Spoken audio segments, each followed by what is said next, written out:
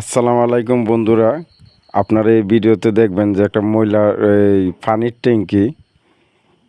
ট্যাঙ্কি পরিষ্কার না করলে কীভাবে ময়লা থাকে আর কীভাবে পরিষ্কার করা হয় সম্পূর্ণ ভিডিওটা দেখলে আপনারা দেখতে পারবেন।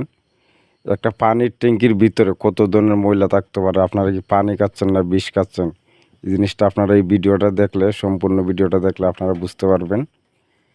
এই যে এই ট্যাঙ্কিটার ভিতরে অত নোংরা অত ময়লা, এই তেলাপোকা তারপরে মাকড়, অনেক পোকামাকড় পড়ে থাকে। এই জন্য উচিত প্রতি মাসে একবার, দুইবার, তিনবার পরিষ্কার করা, বা এই যত পরিষ্কার রাখবেন অতই ভালো। এই ভিডিওটা দেখলে আপনারা বুঝতে পারবেন কত পরিমাণের ময়লা এই ট্যাঙ্কিটার মাঝে।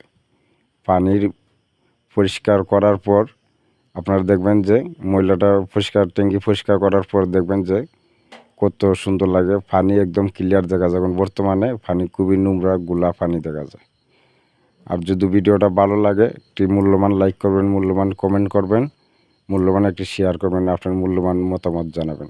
ভালো থাকবেন। আসসালামু আলাইকুম।